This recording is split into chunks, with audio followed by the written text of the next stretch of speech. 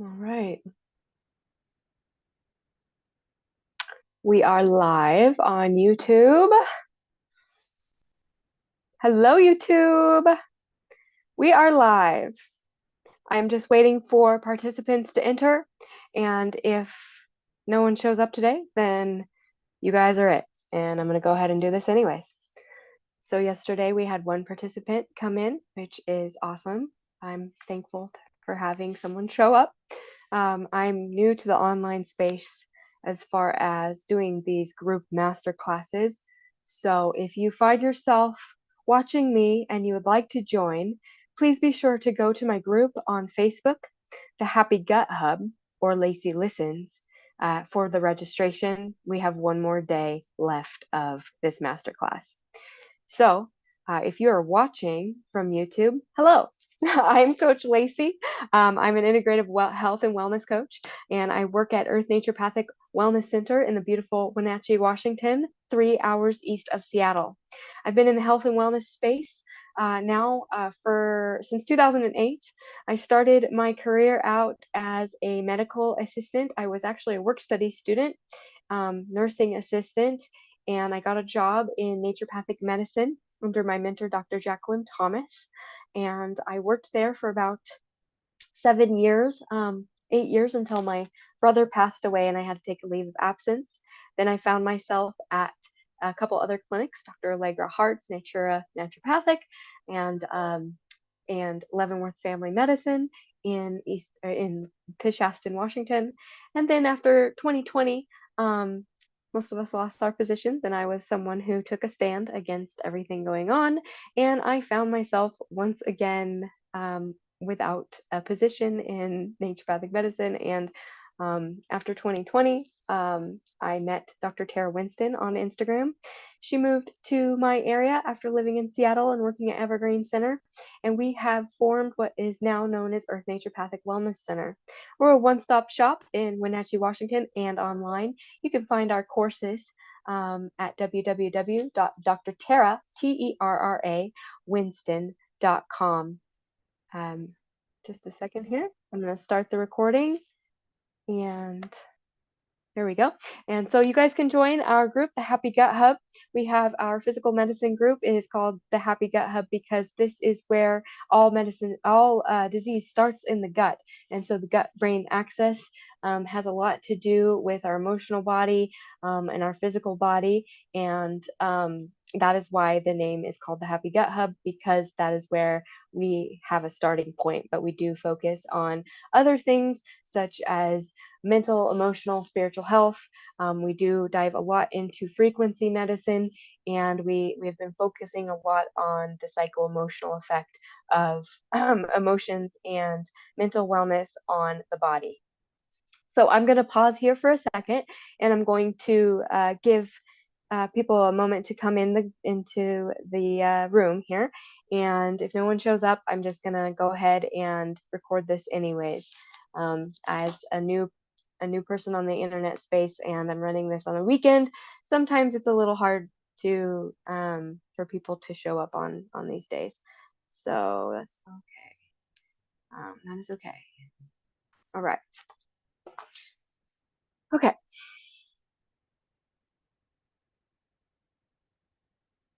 All right. I'm gonna give everybody about 5 minutes, and then we will go ahead and get started. So if you're new to me, like I said, my name is Coach Lacy, and I've worked in the naturopathic space since 2008, and I've been through a lot, and that is why I have started the Transformative Tears Masterclass. Now, this is going to be going into a group coaching experience of 8 weeks of group coaching, and in that time, I do need to have 5 participants at least 3 to 5 participants in order for this to work, because it is a group coaching experience. Group coaching experiences differ from courses and from one-on-one coaching because it is a collaborative effort. It is a collaborative effort to, hello, Sagario, welcome. Welcome.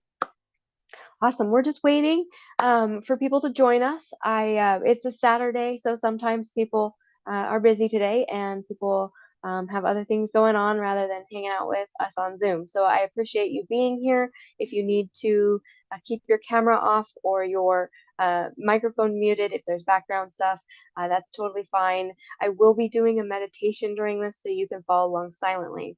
If you find that you would like to chime in during the prompts, that would be really great, especially if we don't have anybody else join. But I was expecting a few people. We did have 14 people register, so sometimes it's variable. But if you're not able to chime in, that's totally fine. I'll just continue on with my class. So I'm just giving people a few minutes to join, and then I'm going to go ahead and get started in our class today. Our class focus is on grief and grief recovery.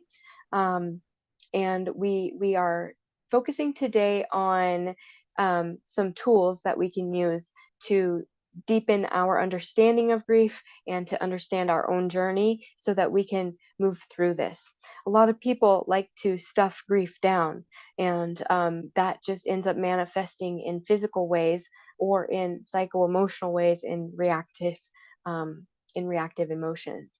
And so my goal for this class is to help you to get into touch with your emotions and to help you to just bring them up to the surface and to recognize that they even exist. So often, so many of us like to stuff things down, push it off to the side and pretend that it's not there. But what happens is that trauma and that grief gets stored in our body and it manifests as physical symptoms, which I'm going to be going into today. So it's 5 after now, and I'm going to go ahead and get started. For those of you who have joined us, thank you so much. If you're not able to chime in, no worries. This is going to be an interactive session, but I understand that things are busy. So with that, we're going to go ahead and get started. So again, I am your host, Coach Lacy, and this is day 2 of the Transformative Tears Masterclass. Today's session shifts our focus towards the profound ways that grief touches us and how we can start the healing process. What does that even look like? What does the healing process look like? And what are some tools that we can use to assist in that healing? Yesterday was all about sharing and connecting through our stories. And today we're looking inward to understand the effects that grief has on our actual well-being and discovering tools for recovery. So today, yesterday was the 7th anniversary of my brother taking his own life. And here you'll see, this is my brother. If you watch the replay, you can hear my story. You can find the replay on my channel on YouTube or in my group. But today is the 2nd anniversary of my dog, Shadow, also known as Poob, lovingly known as Poob's, death. And the grief is a little bit different today for me than it was for yesterday or even 2 years ago.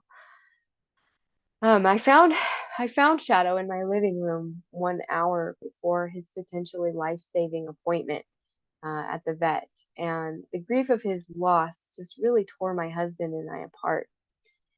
But in some sense, it brought us closer together. We have since gotten another dog who we absolutely adore, and he's a very happy part of our family, but that doesn't replace the spot that Shadow had in our home. And on today, I'm just checking in on my emotions, and I have to admit that there is a numbness. I feel a numbness in my soul that's just a bit like apathy. And yesterday, Lori and I chatted about apathy and how that manifests in grief.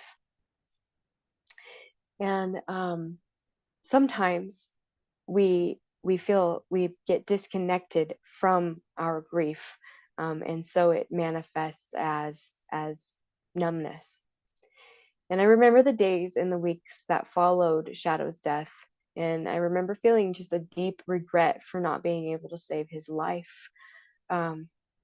He had diabetes, and I did not know that, and I was a pot addict at the time, and I'm since clean from that. But I had spent most of my money on marijuana, and the fault lie with me, as I did not have the funds to get him swift care but also the vet was very, they just didn't care. They just didn't care that he was struggling. And so they had scheduled him out for 4 days, when he really couldn't wait one.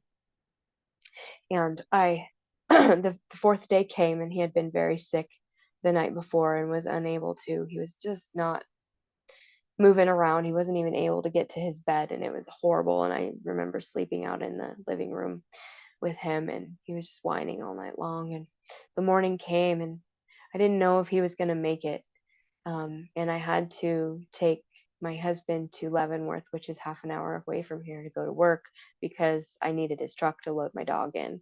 My dog was about 100 pounds, and he was just pretty big. And so I wasn't able to load him up in my car. He needed to go into my truck.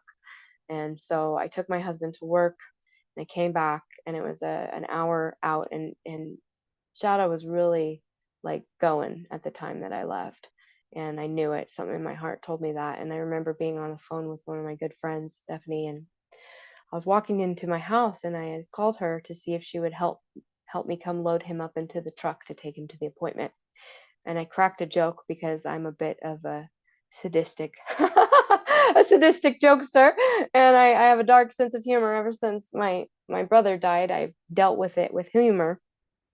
And I cracked a joke, why don't you come help me load him up, unless of course he's dead. And I opened up the door, and he was dead. And I just remember screaming and hanging up on her. And I came outside, and there were some landscapers out next door, and screaming, can you help me, load him up. And I loaded him up into the truck.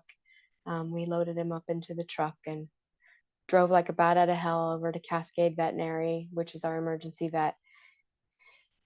And he was dead on arrival. And I just remember feeling really really regretful and ashamed that I wasn't able to save his life, because he had a vet appointment at this new vet, Cascade. He had been going to Countryside, and they were just apathetic.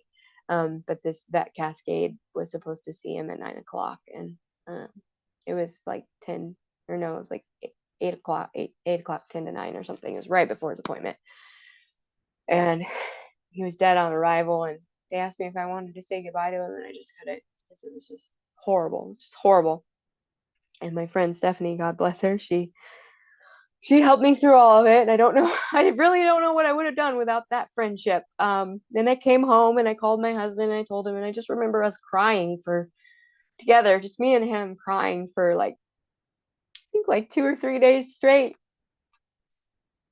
And our house just really felt empty. And so did our hearts, and so did my heart. My heart felt really empty, especially this was the day after my brother's 5th death anniversary at that time. So I was really kind of going through it. And my uncle had died.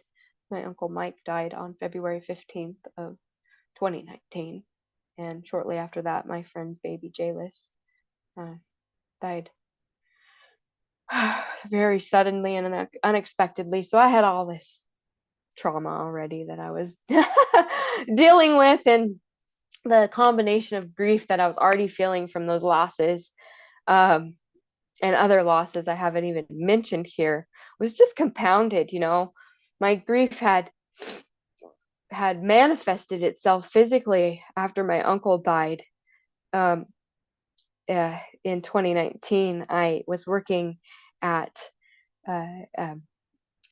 sorry guys, I'm kind of choking up here. I was working in Leavenworth Family Medicine, and I had a friend who had doing massage, and she kind of pressed hard on a back bulging disc that I had, and it ended up compressing my sciatic nerve, and I lost function of my right leg. And I did regain function, but I still have the numbness in my right foot, in 2 of my toes. And after all of the reading I've done and research I've done, I've just come to the conclusion that a root cause, I suspect, has to do with the stored grief and the trauma that I have yet to work through. I have a lot of trauma. I have a lot of grief that I just hadn't dealt with during that time. And as I mentioned yesterday, the body holds stored trauma that manifests as disease or physical ailments. So grief isn't just an emotional experience. It really can affect us physically as well. And it can manifest in ways we might not immediately recognize as related to our loss. This can range from fatigue and sleep disturbances to more profound health impacts like my back injury or even things like cancer or other injuries. So, with that being said, I wanted to take a moment to connect with our bodies. Need some water. I wanted to take a moment to connect with our bodies in a meditation. So, if you're watching, I encourage you to follow along, and we're going to get in touch with our body and feel what's going on there. There could be some stuff going on. So, I'm going to lead you through a guided meditation. So, if you would please, I would love it if you could find a comfortable position. You may sit or lie down, whatever feels best for you. And I want you to close your eyes and take a deep breath and notice any sensations as I guide you through this. So, close your eyes and just allow your body to relax. Take a deep breath in. Slowly exhale out. In.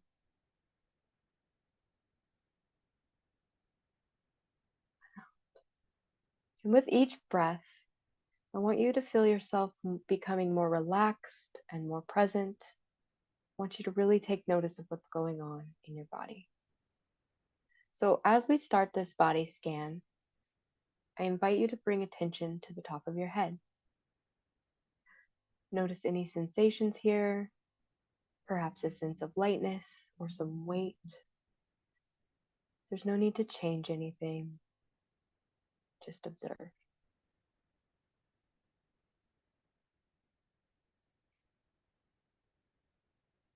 Slowly move your awareness to your forehead.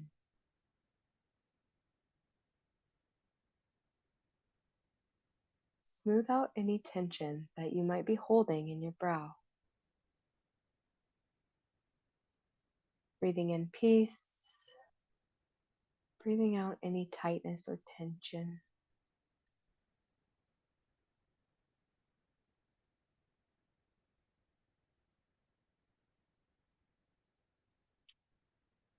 Moving your focus down through your eyes. Gently allow your muscles to relax, releasing the strain of held back tears or the fatigue of sleepless nights. If you need to cry, it's okay to cry. Just let it flow.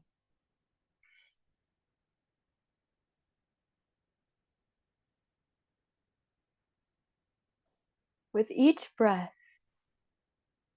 let that be a comfort to you. Let it wash over you as you breathe in and breathe out.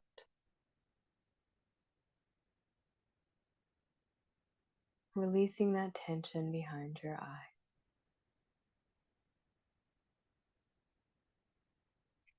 As we move along through our body, bring that attention to your jawline, your jaw. This is a place that we store emotional tension.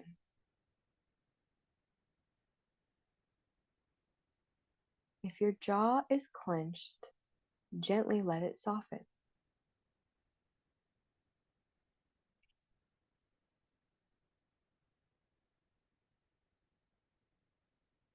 Open slightly, and then let it relax, breathing out the tension that you might have stored.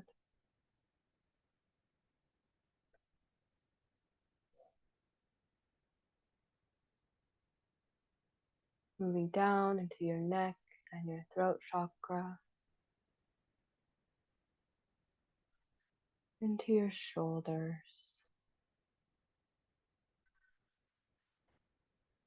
Lifting your shoulders on a deep inhale.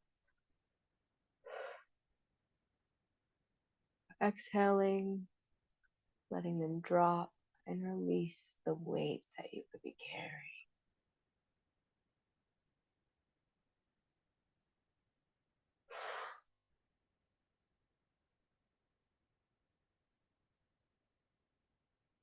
Imagine grief's heaviness flowing out, leaving a space for comfort and ease.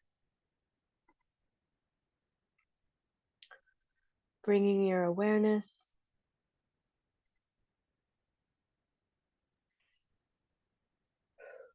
to the home of your heart.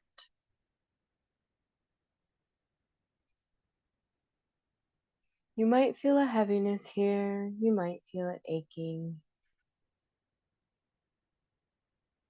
Place a hand over your heart if you wish, offering yourself compassion and understanding. Breathe into the heart space, imagining the breath healing and soothing your pain. Continue downward to your stomach.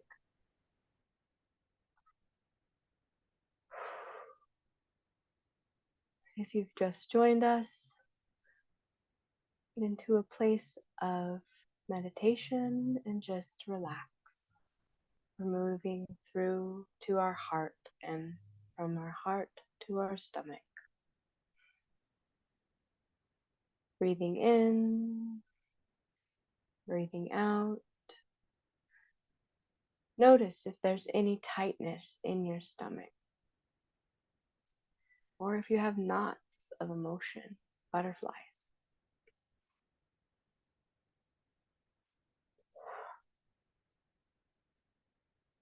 Breathing deeply into your belly, letting it expand and contract, massaging away the knots with every breath.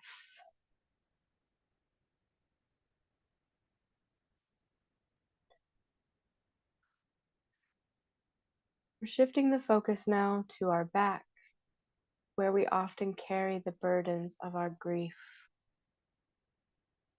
It can be such a heavy burden.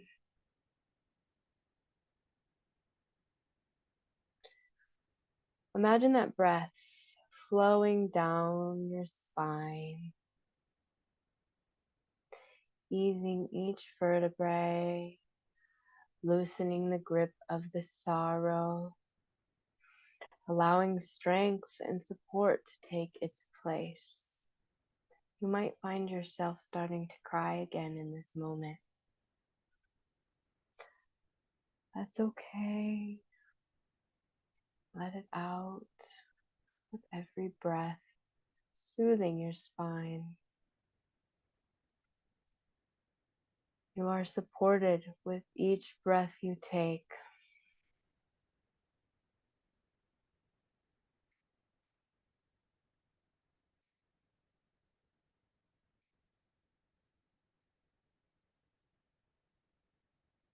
Now I want you to bring your attention to your hands and your arms.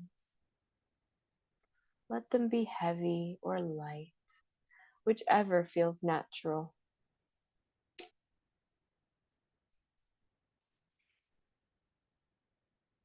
Notice the sensations in your fingers, in the palms of your hands.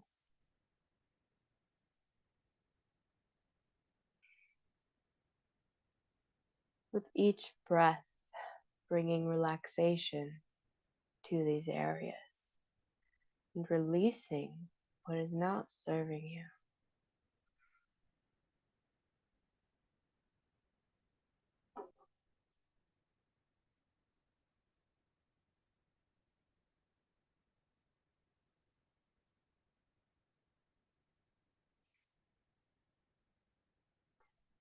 Finally, scan your legs and your feet, each breath, feeling them root to the ground,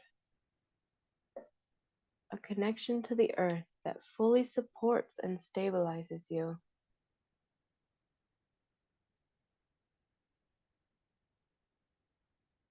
Breathing in the stability and the groundedness.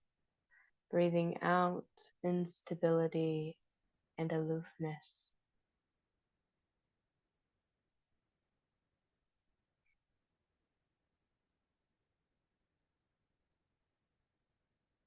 You are supported. You are loved. You are healing.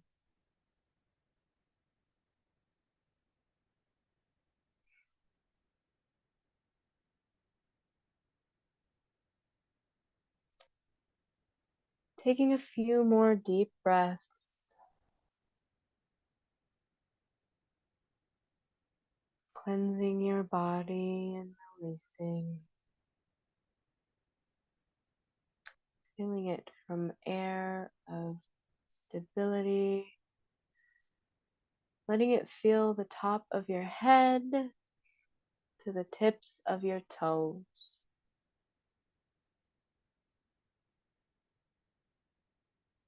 And as you exhale, imagine releasing any remaining tension, any lingering traces of grief. Just letting them flow through you, recognizing them, and letting them go.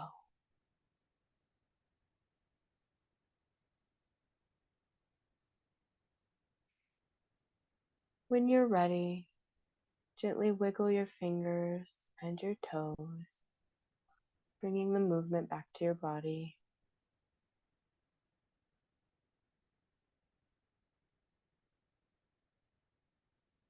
When your body is ready, open your eyes, bringing the light back in, coming back to the present moment. Hopefully feeling a sense of calm and release.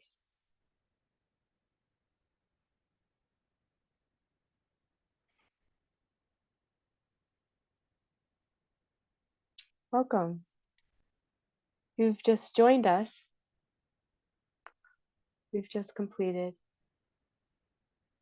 a quick meditation to help us get in touch with our body. I just went through a recap of how the body stores trauma and emotions. And remembering that grief is a journey, it's okay to take it one breath and one step at a time.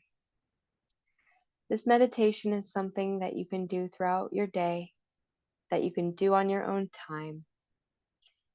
If you feel the grief coming up and just letting yourself release, remember that it's okay to cry. So, if you are joining us now live and you would like to share, we can share what's going on and what came up for you during that meditation. I can go ahead and get started. I did this meditation before the class on my own time. And what came up for me was there was still stored tension in my back, and I was crying pretty profusely, and I had to let it go into the light. And with every breath that I took, I felt a weight being lifted off me, and I felt the worry that comes with just day-to-day living releasing. And I remembered that I am supported and I am loved. But I recognized I still had some work to do, especially on this grief journey. So in recognizing that, I was feeling where the trauma was still stored in my body, which was my lower back and in my leg. So that's something that I'm working on, and a tool that I'm going to be giving you guys today, I will be doing as well. Did either one of you have something come up for this meditation? I know you just joined us, Lori, but if you felt any stored trauma, any stored grief or pain, I encourage you to share. And Sigario, I know that you're busy, so you might not have had time to do that.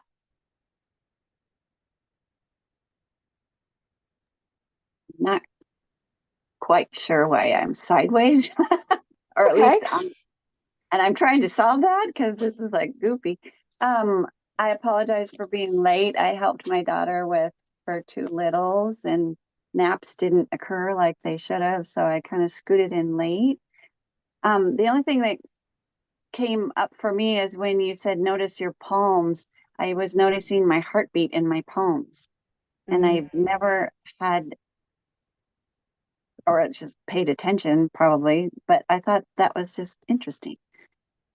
And yeah. What are you holding on to was the first thing. they're just resting on the top of the desk, Right. So they're very relaxed.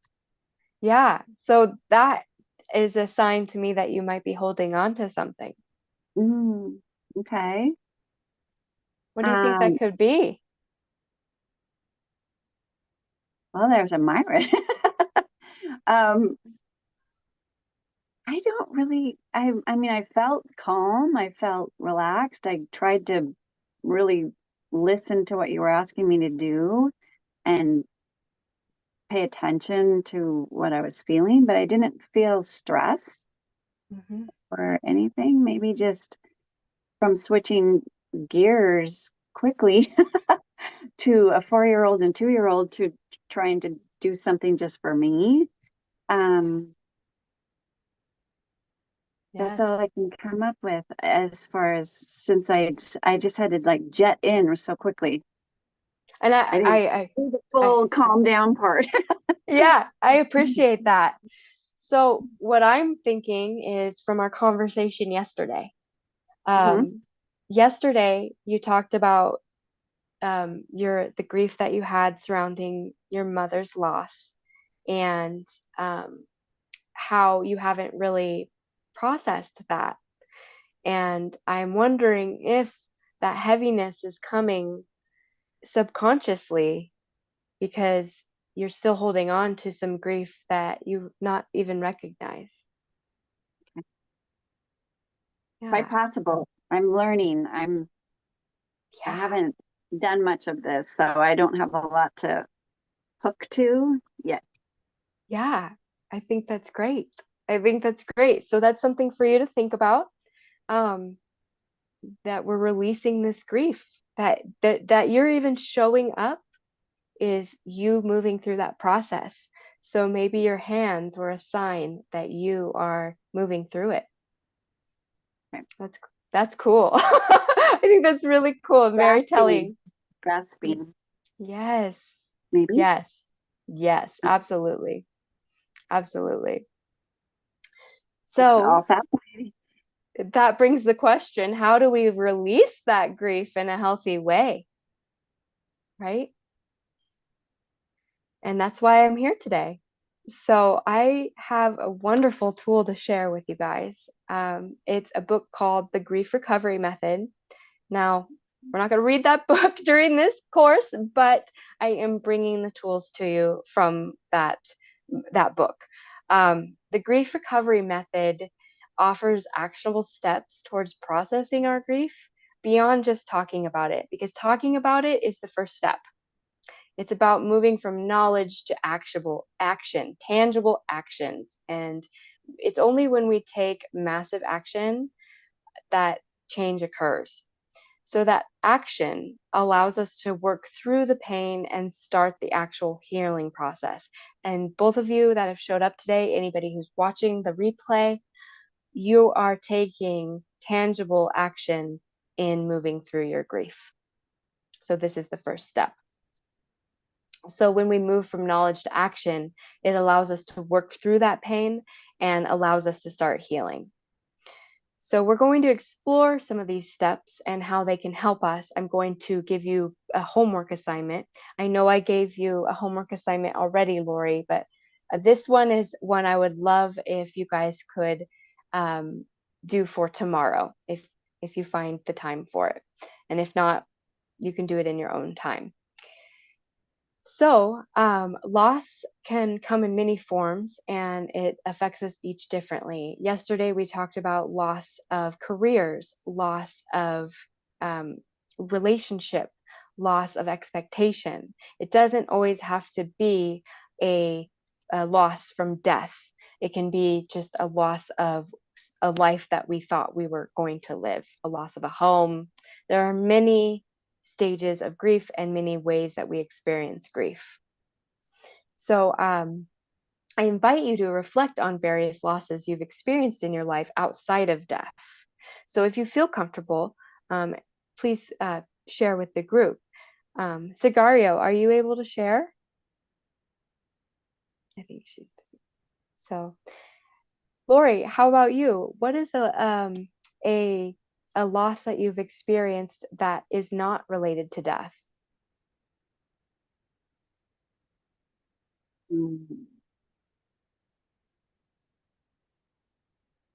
Not related to, well, a relationship prior to being married to my husband currently. Um, as it was just everything was going super great, and it was the intention was long term, and just like he experienced the death of his dad and had not experienced the death of anyone.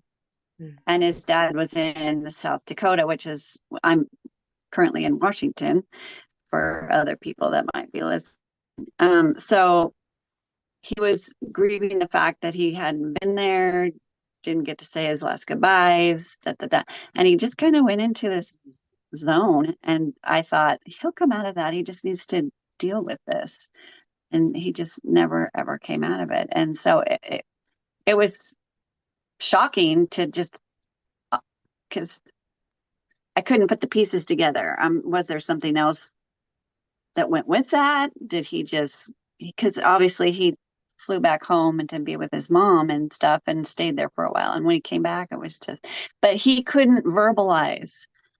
He would just kept saying, I don't know. I just don't think I can do this. I don't know why, but I don't want to lose you, but I can't do this. And I don't know why. So there was this, I thought it's because he's just in a muddle. And when he comes out of the muddle, it'll all be fine. And I waited and I gave him space and I let him, I was like, I don't need to go date anybody else or anything. I'll just wait and see what happens. And finally, I just said, I think I just need to say it for you that Yeah. So, I just can't dangle like this for months and months and months. And when nothing's changing, I don't see any steps forward on your part or whatever. But so anyway, it was just, that was hard. That was hard. Certainly not as hard as losing someone death wise, but it kind of was a death of the relationship, I guess, so you could say. So I can relate with absolutely. it. And And how then long? I'm having, oh, sorry, No, it's go okay. ahead. Go ahead. The other one I was going to mention is that it's a loss, but it's not in place yet. And that's my daughter lives like 10 minutes away from me. And I've gotten to see both babies be born. And, we're at each other's house all the time. And they recently told me they're moving to Arizona.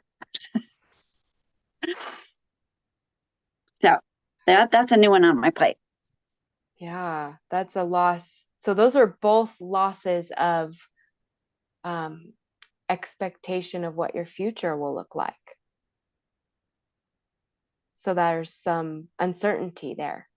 Mhm, mhm. Hmm. But the the person that I was dating, who I thought was all that and everything, couldn't be better. I met about a year later my now husband, he's 1,000 times better than that. So I feel like God was like closing a door, like this isn't the one. Yes. This is the Yes. one. So it I don't feel like I'm really grieving that anymore, but I was just using that as an example Absolutely. for And anyone else that might be listening. absolutely. And that's a great example of a loss of just expectation of what our life will look like. And Mm-hmm. how long did you grieve that first loss? Oh. Once I met Garth, it was just gone. Mhm. Mhm. It was, I Mhm. just let it go because it's like, this is who I was supposed to find. This is who he had for me. And the other was okay, but for whatever reason, it moved out of the way. And like I said, I am so much more happy, I think, with who I'm not think, I know. And I can see why God moved me away from that other person as well, where you weren't quite focused on that part at the moment of doing all of that. So it became clear that this was meant to be. And Garth felt the same way and had a similar situation on his end before meeting me, which I think is kind of cool too. So it sounds like you had some faith that led you through this too. So Mhm. if you take this situation and you apply the same outcome and concept of faith to the situation you're currently faced with your daughter, does that shift it a little bit? Yeah. Yeah. Yeah. That one's so fresh. Hmm. Right. I'm kind of in the There's, shock phase still, like, what? yeah, So, yeah, but it yeah, would. Hmm. yeah. So if you take a look at the what's happening with your daughter and she's moving and your expectation of what your reality will look like in a few years is shifted, perhaps there's something that God knows that you don't. And perhaps you're not meant to stay in Washington, or perhaps something different is on your horizon that you don't even know about, that is those pieces are moving now. So I Hmm. encourage you to think about that previous loss Okay. in relation to what you're currently experiencing. Okay. And I it reminds me of today is my I said this in the beginning and you may have missed it, but today, my 2 years ago, I found my dog dead.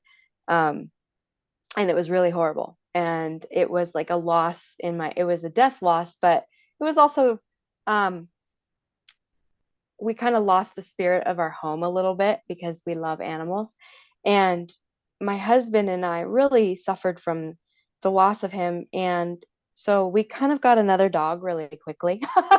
And this little guy is the light of our life. I mean, like, we love this dog. He is just, we couldn't imagine our life without him. But while we were moving through that period of grief, and I mean, there was a whole week where there were 3 days in a row where my husband and I stayed in the house crying together, just couldn't even, like, it was just hard. It was just really hard. And I'd never experienced such grief from the loss of a pet like that before. And, but then we got this new dog and we realized, like, this wouldn't have happened any other way. And my husband has a bond with the dog now, that he never had with the other dog. And so in that, we recognize that God's plan was bigger than ours. And um, I encourage anybody who is going through any sort of transition, or anything that might seem like, how is this happening? To look at instances in your life where that has shown up, where you've experienced a loss and then something else comes along and it's better than what you could have ever imagined. It's better than what you could have ever imagined. And I went through a divorce as well, or I went through a divorce, and I lost. It was my own doing, of course, but I made the choice, and I remember grieving. Um, I remember grieving. Hello. I remember grieving the relationship, right? And so, hi, buddy. Um, I remember grieving that relationship, and looking back on that now, I'm in such a better place than I could have ever imagined with my current spouse. And God knew. God knew. And so if you are experiencing a situation like this, I encourage you to look at that. Sigaria, welcome. Thank you. Thank you so much. I wanted to answer your question, but at the time my partner was just waking up because he was sleeping in. And I was like kind of running into the room, like trying to get some space, but then yeah, I was just listening to Lori, and Lori's story. Hi, Lori. Hello. Thank you for Nice to meet you. Nice to meet you too. Lovely to be here with you guys. Thankful to have you here. Would you like to share your story? Um, so I guess like I can share what kind of has been coming through today for me. I think has been a more prominent grief story that has been more like just um, consistent throughout my life. When Lori was talking about her different situations that she felt held some grief, I got to thinking. I was like, you know what? I think one of my more solid like grief moments is my sisterhood um, wound wounds and grief regarding like just feeling like I don't well first of all like me and my mother we don't really have the best relationship, so I feel like I've always had a hard time like having like a mother figure and then just sister figure. Like it's been hard to like I've always kind of felt a lack of belonging in a lot of different like women's groups and stuff like that. And I think what I'm mostly like referring to is my sister. She's 2 years older than me, and she's just she's going through a hard time. So she's kind of in her own world of grief and her own world of just financial struggle. And so I have a lot of compassion for her, but it's been really hard for me to just not have her be there for me like I envisioned. Like, you know, when you're little, you envision like when you have kids, oh, my sister's gonna hang out with my kids, or you envision my dad's gonna hang out with my kids. And that's another big wound of mine, I think, is my my father figure wounds and the grief that I have behind that. And I feel like I've moved a lot through that, but it just still comes up. Like it still comes up, and I feel like one of the biggest things is like, is there ever going to be kind of an end to this? Or because to me, it just seems like it's going to keep coming up, and it's just the way we deal with it and the way we cope. So, yeah, just feeling like my sister like today, for example, I really needed somebody to watch him for like an hour, right? And just I have six sisters. So having six sisters and realizing, wow, I'm just on my own with my child. And I feel like it's not even about childcare sometimes. Sometimes I'm just like, oh my gosh, like the joy that I feel from witnessing my child grow. Like I want to share that with my sister. Um, so yeah, that's just I can probably keep talking on and on about it, but that's kind of the kind of the layout of what I'm going through with that. I can relate to that. I can relate to that. Absolutely. Where do you feel that in your body when you tune into that feeling of grief surrounding your sisterhood? Where do you feel that? Where do you feel that in your body? In my throat, I feel like yeah, I feel like I just want to cry. I feel Mm-hmm. like you can kind of see it.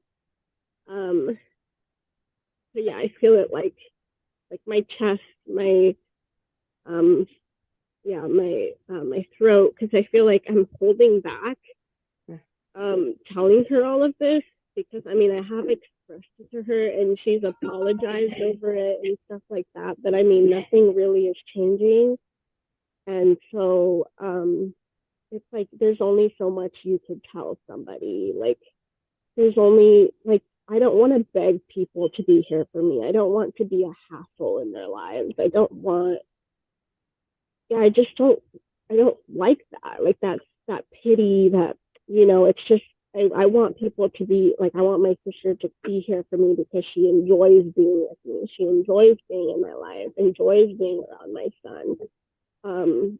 But just, I just feel like it's something she just can't understand because she's not a mother herself, and she's kind of in her own, and maybe just in, maybe too, not even that she's not a mother, but just maybe too wrapped up in just like a lot of the things that she's going through. So I just feel like there's no room to tell her, or we're just going to fight about it.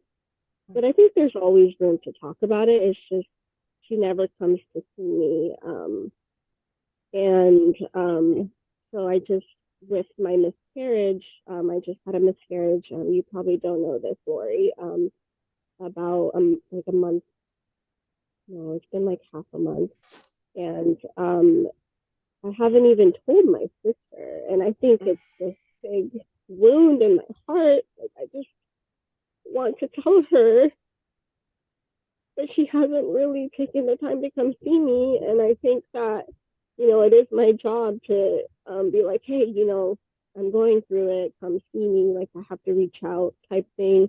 But I kind of did that. And I was like, something really hard happened. Like I'm going through a lot, but I'm feeling like, I get I come into my calmness, and I'm doing okay, so she wouldn't worry really. And she hasn't come see me, and we've made plans a couple times, and she still hasn't come see me yet. She, I think I have a lot of resentment over her. So she has a friend that she's there for all the time. Like she just spent a week of her time with her friend at a hospital, which I'm like, wow, you're a good friend. Like I'm happy for that. But at the same time, I was like, you've never spent like not even a whole day of your time, supporting me or being here with me.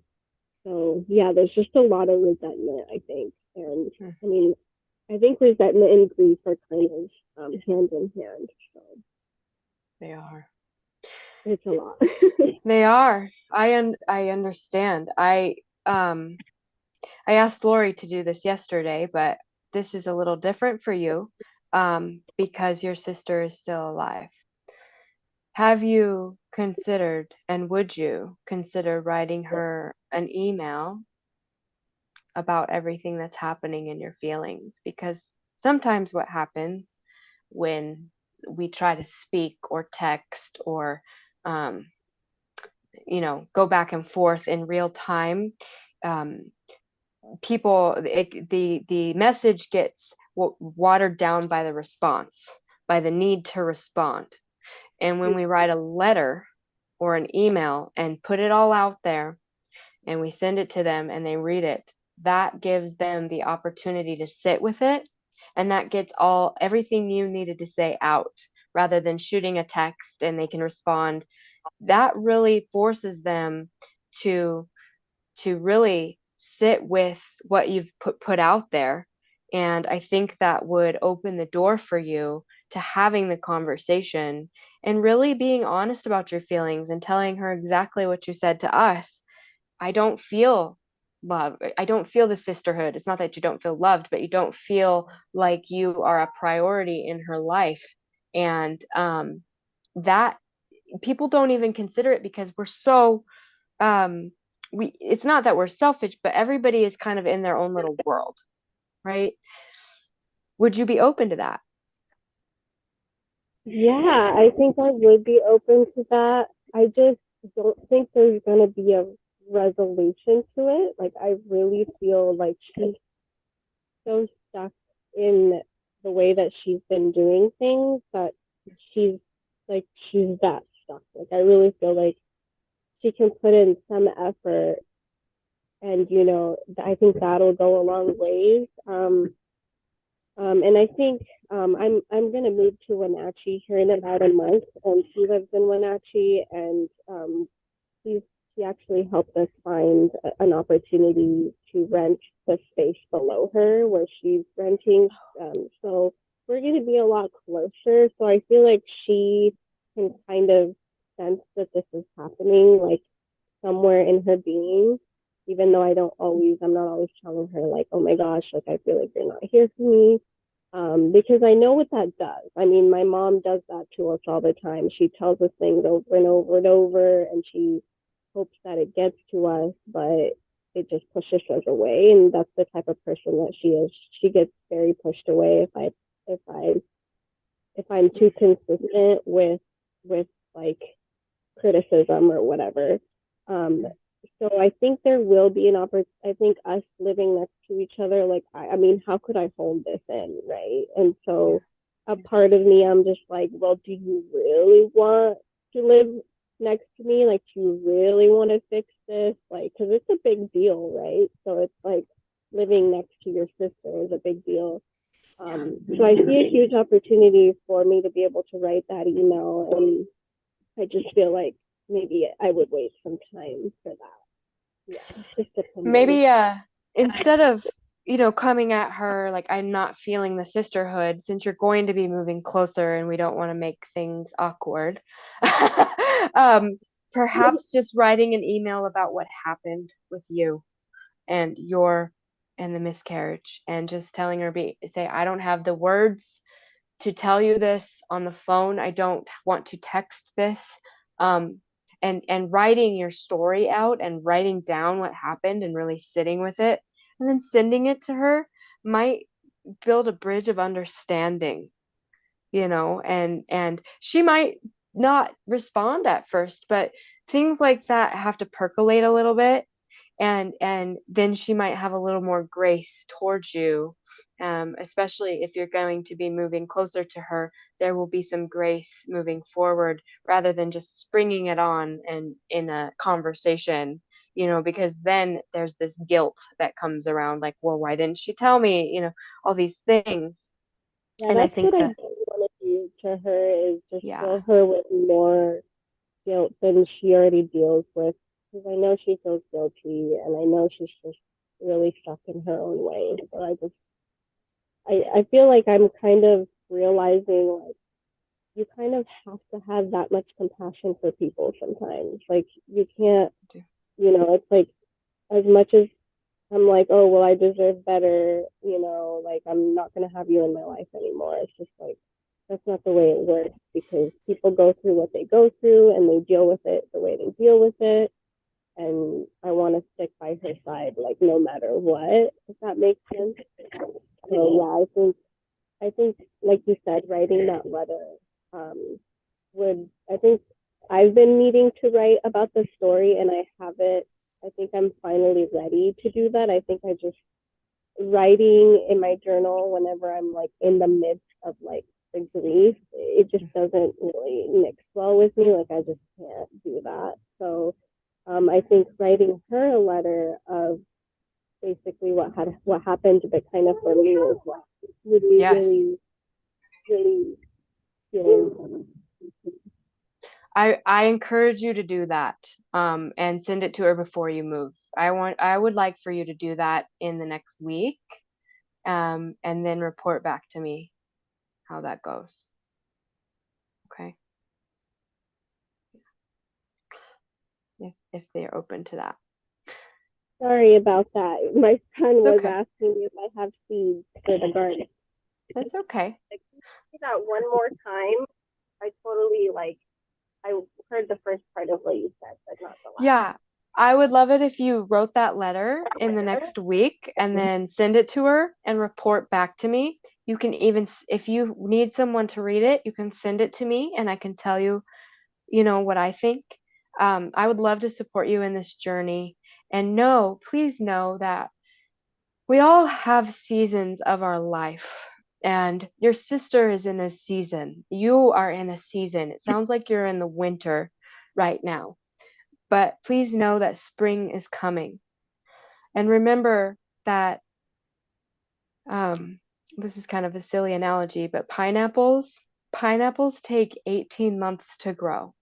Now, that's twice the amount of a human baby. And if you think Wow. about that in context, and you get this one juicy pineapple, right? And then we just eat it so quickly.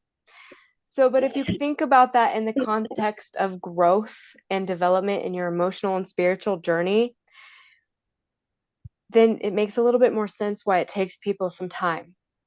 And so if Mhm. people aren't doing the work and they're not showing up for themselves and they're avoidant, we are in an avoidant society where we are not ready to find emotional completion. You know, most people don't want to do the work because it requires showing up, it requires doing the thing, and it requires taking a really good hard look at yourself and what you've contributed to this. And so when we are able to do those three things, we can move from the winter of our life to the spring.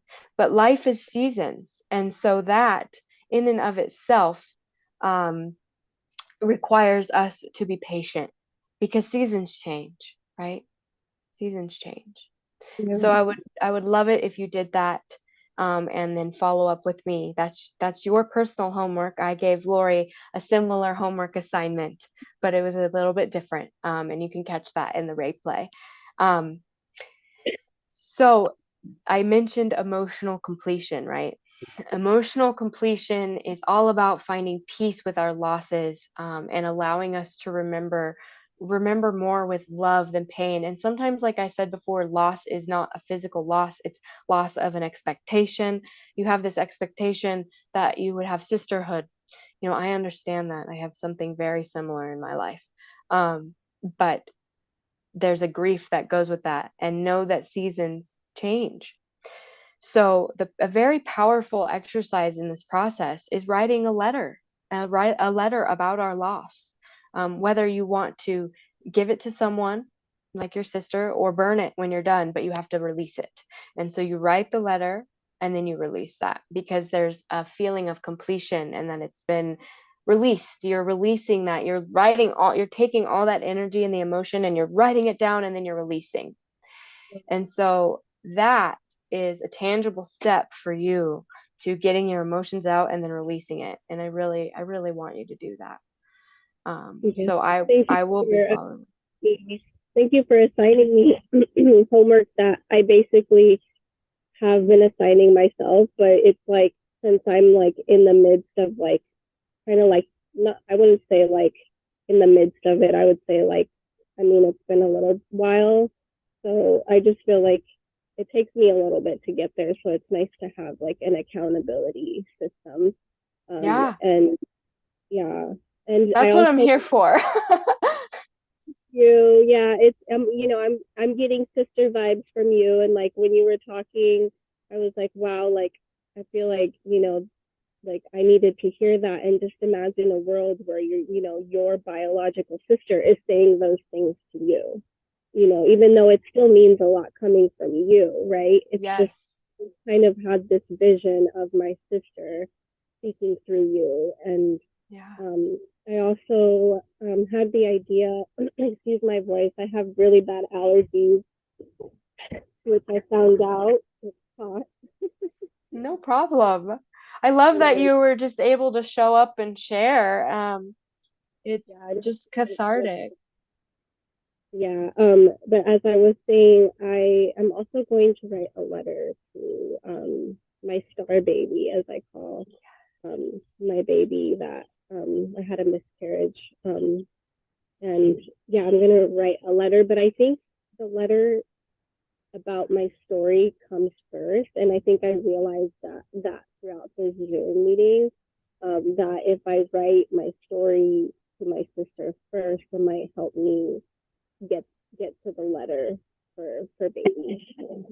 Yes, and that was actually the other. I had two homework assignments for everyone this week, and the letter to your sister is unique to you. I want you to do that, but the homework for everyone is to write a letter to the one they've lost.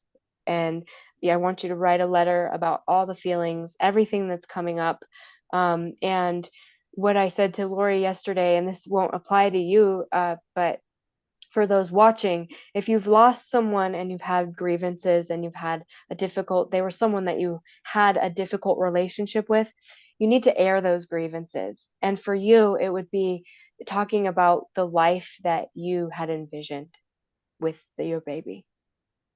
I want you to talk about what it was that your hopes and dreams were for her or him, what they were for your baby, what were the hopes and dreams that you've lost and what you're grieving.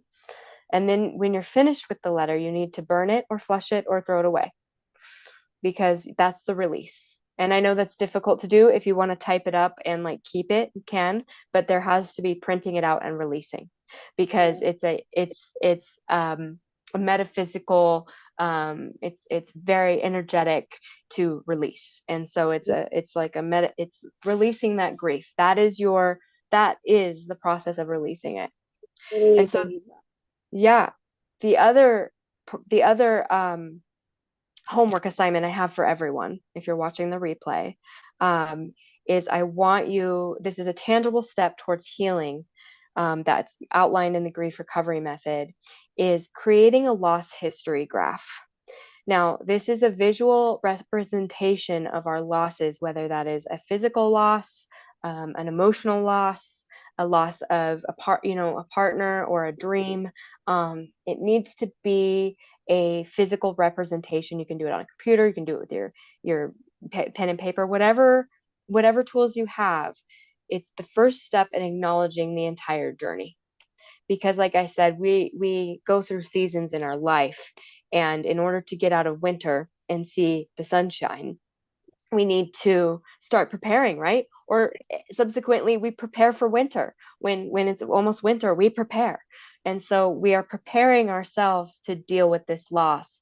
And the way that we can do that is through creating this timeline, and it acknowledges each step in the journey, and then you apply the letter to each loss that you've had, because I know that you've had some pretty deep loss in your life. I remember having conversations with you from before about this. And so I want you to hold on to these insights and the tools that we've discussed. And I will follow up with you and those of you watching who have messaged me. And I'm going to follow up and hold you accountable. And that's what the 8-week group coaching program is all about, is we're going to do the big full thing. But if you're not able to do that, I want to provide these tangible steps and holding you accountable towards this healing, because the reality is we're in seasons. And if you stay in the winter of your life, no one wants to live in Antarctica, right? We're not going to live in Antarctica forever. We want to get to the spring. We want to get to the summer. And the only way that we can do that is we have to acknowledge, honor, and release the grief. And so tomorrow, we have day 3, the final day of our 3-day masterclass. I'm going to have a few more actionable steps, and we're going to dive deeper, and then we'll have a Q&A session about the 8-week group coaching program. But tonight, I want you to really spend some time with your loss history graph, so that you can reflect on what you've learned about your grief and consider what steps you might take next in the healing process. Does that make sense? Yes, I think so. So it's like I'm writing down my losses, the things that hurt me, or I feel grief about, and then I'm writing a letter with each one. Yes. Yes. Okay, yeah, that sounds like a lot of work. It is a lot of work, and it won't be done tomorrow, but this is how we start the process. And the letter, if you feel like the letter towards your sister is what is you're being and telling your story is what you're called to do today, do that. Okay. It's just kind of strange, the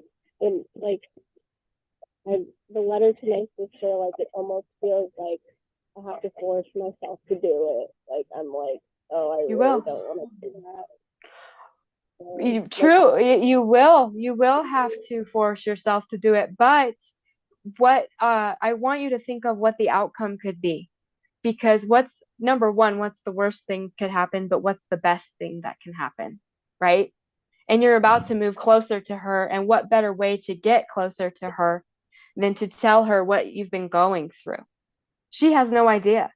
She has no idea, and you might not, there might be things about your sister that you don't even know that could unlock during this letter, right? Like my sister doesn't know my whole story. She's my little sister. She's 10 years younger than me. I have never told her maybe once I've told her my miscarriage story. You are the only person in the last uh 15 years that I've even mentioned it to. I mean, I may have mentioned it to my husband once, but you were the first person that I really opened up about that with in a long time. And Still have it, yet to hear the story of like yeah, what happened to you, but definitely like I just felt this really strong calling to reach out to you, and I didn't even know that you had also had a miscarriage. And then it just kind of made sense after you had told me. I was like, oh wow, like I mean it makes sense, like the type of work you're doing. And I don't know, I just felt this really strong calling to reach out to you. So I think there's definitely a reason why maybe I came into your world of things and brought this subject up, because I know it's just it takes a while to heal from. But for me, I feel like if I don't deal with things right away, it's like it's almost like I just can't figure out how to do it later. Like yeah, I get lost in all of it. So that's kind of why I reached out. And like a part of me was a little nervous. I was like, well, am I really ready to share this story, especially if it's going to be like online and stuff? But I'm like, it's one of those things where I feel like I'm also kind of making myself do it. But it's like I need it. So I yeah. hope that I there's benefit from it in a deep way. I have already benefited from you showing up in my world and sharing your story because, to be honest, that was my first real loss. I was real quick before we wrap up, I'll tell the story really quick. I was 18 years old, and I was with my former husband, and we were meth addicts, and we had gotten in trouble and went to jail. And while I was in jail, I found out that I was pregnant. Um, and the only person that told was my grandmother and my ex at the time. Um, and his grandmother knew. I don't even think I told my mom. I don't think I told anybody. But I got out of jail and I had gone to the mall with a friend of mine. And my friend, I needed to go to the bathroom. And my friend went with me into the room. She was there with me. And I was just like bleeding profusely. I just bled out, and a kind of a blood clot, but it was like more than a blood clot, passed, and I didn't really know what was going on. So my grandma took me um, to the hospital, and um, we found out that that's what had happened. And my grandma really carried me through it. And I don't think I really talked about it with anybody. I just kind of moved on, and I've never been able to get pregnant since. And that's really affected me mentally. It still affects me to this day. I often wonder why not me. I see my brother having beautiful children. I see everyone around me, including my husband, have their own beautiful children, but I never will. And maybe I will, but I doubt it. I don't know. And that has been a grief that I suffer alone with, that I don't feel supported in hardly at all. But I don't share that with anybody. And it's just something that I alone kind of wrestle with God with about. And so that's been a battle. And that was my first grief. That was the first grief that I ever experienced. and I just stuffed it down and never dealt with it. And so it does manifest in ways, I can be very passive aggressive when it comes to children, like not having my own children or my stepdaughter or all this stuff. And I think that has much to do with it. And talking with you has kind of brought that to the surface again, that some undealt with grief that perhaps I need to deal with. And, it's a journey. I'm not here to say that I know everything and that I'm the guru of grief, because I am certainly not. But I have endured so much of it that I'm here as a safe space for us to walk together. And I have researched the tools to the ends of the earth that we can use. And I'm still researching. I am constantly on the education search for how I can better show up in the world as not so broken, because there were years I was high for years. I was high, just high as hell on drugs for years. I was smoking. I am no longer smoking marijuana. I smoked marijuana morning, noon, and night for 20 years. And it started with that miscarriage. And now that I think about it, it started with that moment. And like, that is when I started smoking. I mean, like, that is when I started smoking and there wasn't a moment that I wasn't. There had been times that I tried to quit and stuff, but the grief would come back up. And I'm happy to say, through the power of God, acupuncture, prayer, all the things, that I am free of that demon. And I do not want to be high anymore. I've had many opportunities to numb out, but I'm finally getting in touch with my feelings, and I'm not doing substances anymore. And it took me a long time. I'm 38 years old now. And that started, like I said, when I was 18. And I've just been running from my own sadness. And then I know that you and I have a mutual friend, Nora, who lost Jalis. Yeah. And I had a lot of grief surrounding Jalis, and a lot of that stemmed too from my own personal journey. And I remember being pretty angry with Nora for a while, and I've since moved through. Her and I aren't friends anymore because I was so angry with the way they responded. And that's just a story for another day. And that was my own stuff. I was just I was just in pain. From prior to that, I'd lost my uncle, my brother. I had almost died myself in a Jeep accident. There's just a lot there, and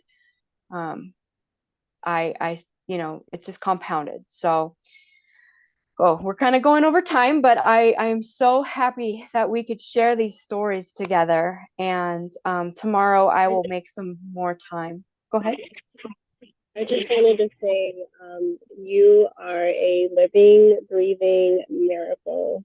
You are just everything you exude, like just your energy and the depth that you carry and your ability to just, I mean, you were able to tell me your story, like, so I mean, I'm sure it wasn't easy, but you were able to tell me your story because you are passionate about this work, and you really have experienced pain, and I think that makes you more than qualified. I don't think you need a qualification or anything like that to be teaching this. I think that you are more than qualified through your rites of passage, and that's really what you went through when you were 18. That's really what you went through, and you were so young that you didn't know how, or nobody knew how to tell you this is a rite of passage for you. And it's like you kind of have to dip yourself into the water and swim in it. Otherwise, like you said, you put it away, and maybe because you were so young, you just didn't, like, because that's what happens when we're too young to deal with. I think our body naturally puts up a protection wall. So I think it was all meant to be in the way that, so don't be hard on yourself for it being so long before you like realize, oh, there's still this grief inside of me, because I think it all happened in the time that it needed.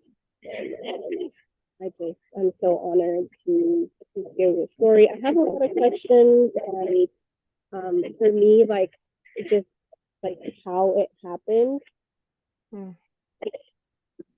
When how it happened, like exactly how it happened, and the story behind that, I think is really important. Mm-hmm. Yeah, absolutely. And with that, the questions tomorrow, we're going to have like a Q&A where I want, if you would like to write down your list of questions that are coming up.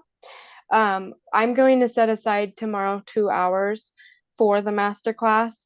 Today, I have an appointment coming up that I have to run for, but I would really love it if you're able to show up tomorrow. It'll be at 1 o'clock again. We can dive deeper into this stuff. I've got some cool tools, but I'm really leaving about an hour of time that we can do Q&A and that we can really dive a little deeper. Because there are a lot of questions, and like if even we just ask them out loud and release it to the universe, that in and of itself is powerful. And I think that God put you into my circle long time ago, when I first met you and your beautiful little baby. I remember meeting you when you were just young girl, like how old are you now? I'm 26, and I had Alder when I was 21, I think. Yeah. Look how much time has passed. Yes, like for almost 5 years. And when I met you, as soon as I met you, I like just loved your energy. Like, and same with Nora. I met Nora at the same place as you did, Yes. Yes. or as where Well, you yeah, were. that we worked. Yeah. Yeah. And So I wish she could join this, but her and I need to reconnect a bit, and there's some forgiveness that needs to happen on both of our parts. So, yeah, it's just there's so much going on in our personal, like, family tied grief that it's like when we have a falling out like that with friends, it can be hard to like have the time and the energy to say, write Nora a late letter or something like that. yes. It can be hard to do that. Yes. I guess you guys will get there when you get there, or who knows, maybe it's not something that is necessary, but I do believe that you both have so much love for each other. So because we've talked about it. Yeah, I agree. Well, I have to get this wrapped up. I wish we could just keep going. But I really thank you for your courage and your openness today and just showing up. I really appreciate it. Because this is how group coaching works. When we have like a group of people that can just talk to each other, that's how we kind of go deeper. And I want people to see that. I want people to see, I know you see the value in this, and I hope that you really get something out of this masterclass and writing. If we never work together again, I hope that this helps you. And I encourage you that you can be where I'm sitting now. I was not always so well put together. I was very broken and quite a mess for a very long time. And as most people who know me know, I was a drug addict for a very long time, and I was running from my problems. And you can get on the other side. You can get to the summer of your life. You don't have to be living in winter. Pineapple season is coming. Just remember, pineapples take 18 months to grow. Apple thing on one of your captions, and I was wondering what that meant. So I'm glad you got to explain that to me. And I just wanted to say, I mean, that's part of the reason why I said you're a living, breathing miracle, is because I wanted to say you are just so courageous and amazing for getting past that time of your life. Not a lot of people make it through that time, and I've lost a couple people to a methamphetamine addiction. So I'm glad you're with us today. That makes So me sad. I'm glad we get to conversate, and we'll be in touch. I definitely want to stay tuned and hopefully do the master class, but we'll be in touch. Okay, I hope to see you tomorrow.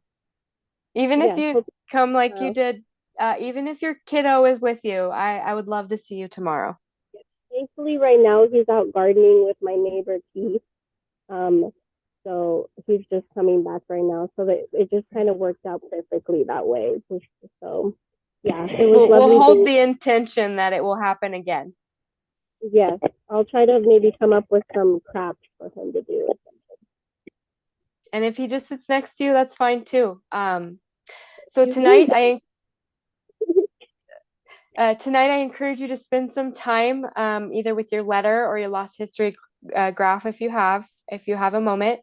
Reflect on what you've learned about in your grief and consider what steps you might take in your healing process.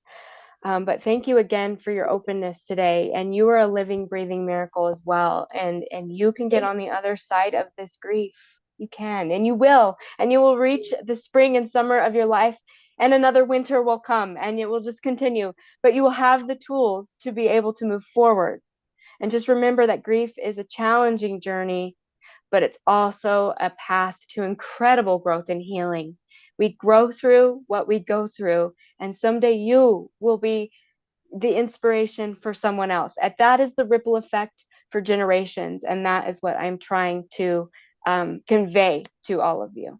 So remember, you're not alone. We're here together. We're moving forward, one step, one bite, one breath at a time. That was something that was from Dr. Allegra Hart. I did not come up with that, but she was one of my mentors, and I love that. So, all right, I got to get off here, but I will see you tomorrow. See you tomorrow. Have a great day. You too. I want to hear that letter. Okay. Much love. All right. Much love. Bye, everyone.